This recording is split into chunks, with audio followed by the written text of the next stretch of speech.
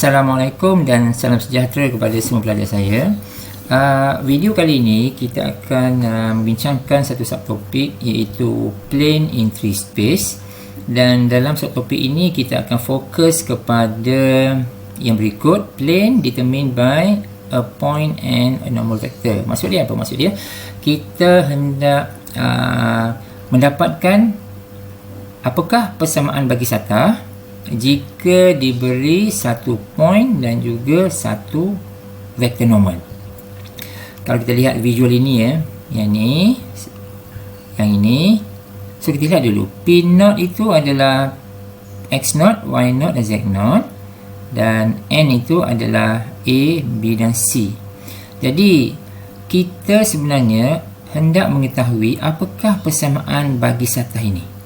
Yang ni jika diberi satu vektor n yang ini yang berserenjang dengan satah dan melalui P0. Okey, so maksudnya kita nak mengetahui apakah persamaan satah jika kita diberi satu vektor n yang berserenjang dengan satah dan melalui P0. So as long as kita tahu apakah n, apakah P0, maka kita boleh dapatkan the equation of the plane as follows. Yang ni, guna rumus ini.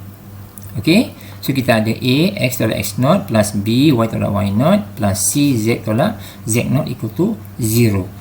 A, B dan C ini adalah vektor n dia, dan X0, Y0 dan Z0 ini adalah the given point, iaitu P0 dia lah.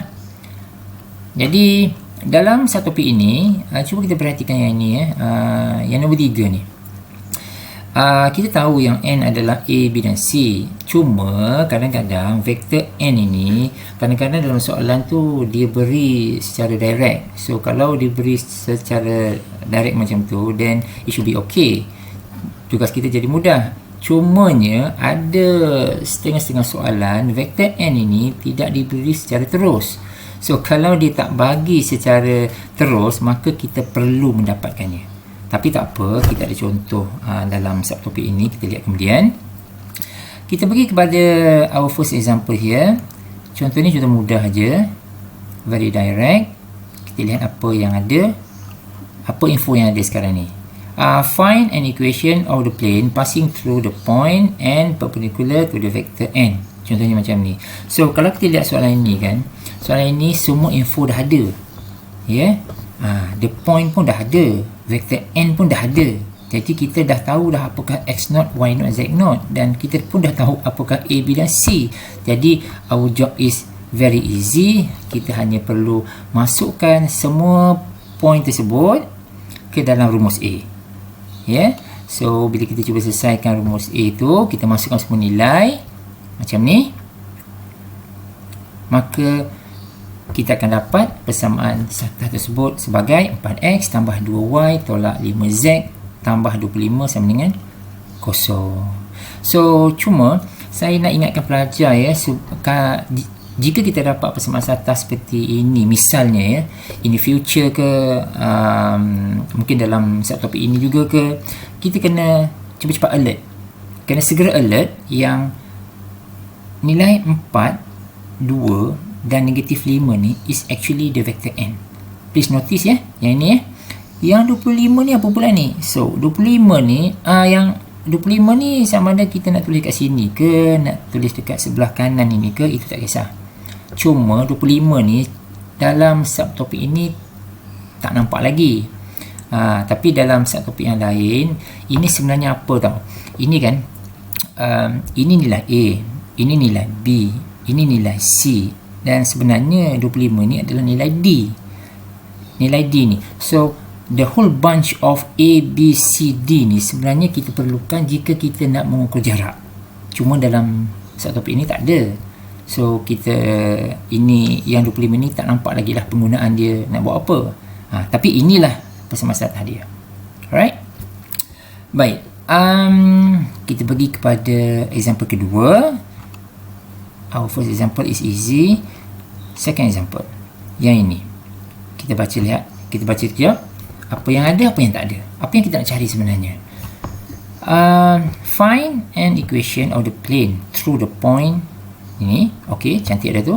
Kita dah ada point with normal vector n. Okey, kita telah pun diberi point, telah pun diberi n. Jadi it is very clear dan kita boleh gunakan terus rumus A tadi tu.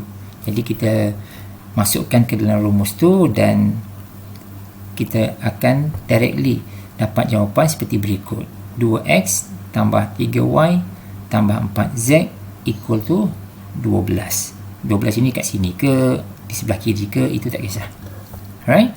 Ini kamu boleh cubalah ya, masukkan dalam rumus dan kita akan dapat jawapan dia. Cuma bahagian yang seterusnya yang agak baru sikit, iaitu find the intercept and sketch the plane. Baik, sekarang ni kita diberi satu persamaan satah. Lepas tu diminta kita mencari apakah intercept dia.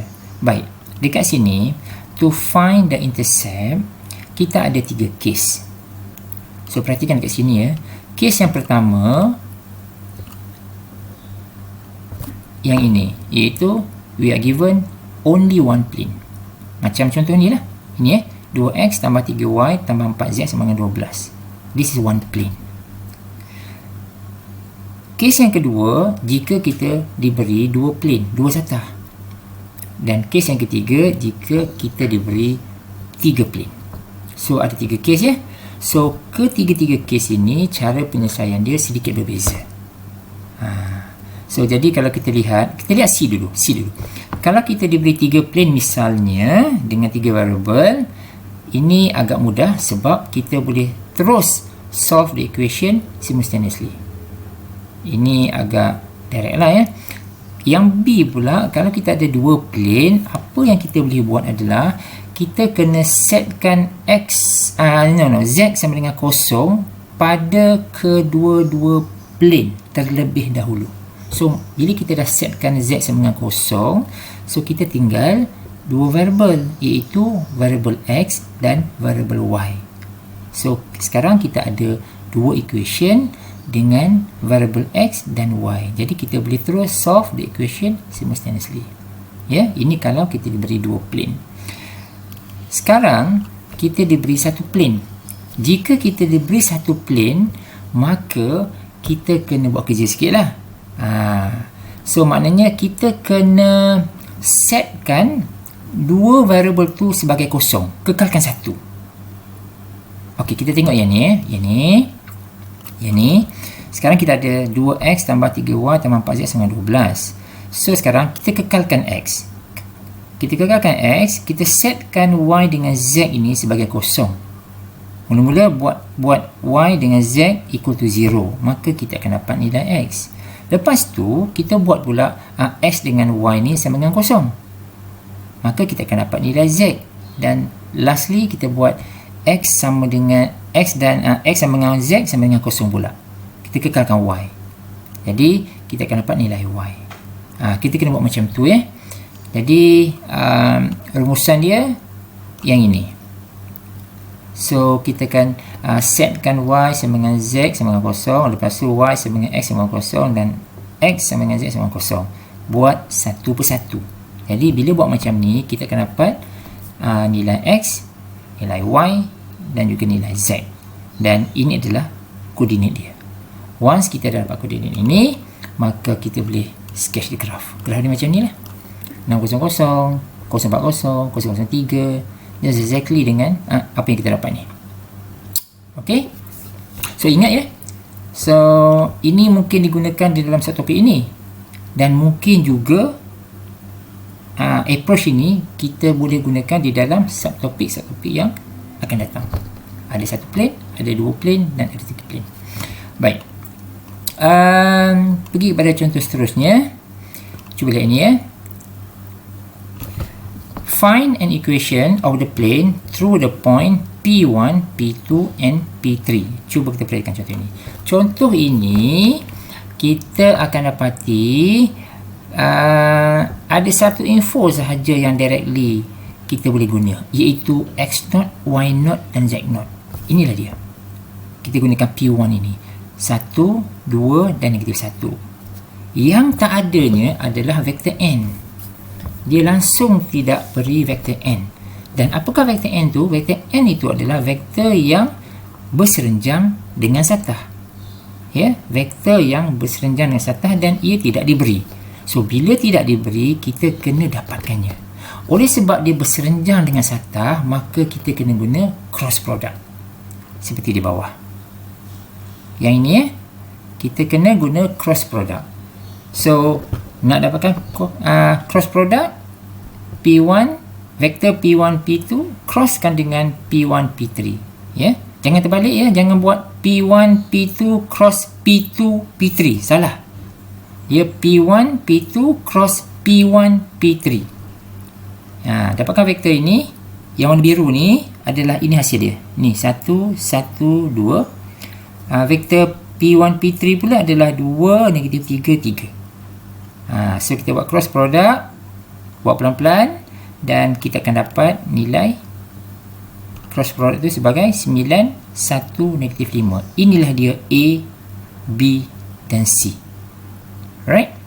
So, once kita dah dapat nilai 9, 1 dan negatif 5, itu nilai N. Dan kita juga telah tahu apakah nilai point dia, X0, Y0, Z0. Kita hanya perlu masukkan ke dalam rumus. Dan akhirnya kita akan dapat jawapan berikut. 9X tambah Y tolak 5Z tolak 16 sama dengan 0. Okay guys, so that's all for now. Hope you enjoy it.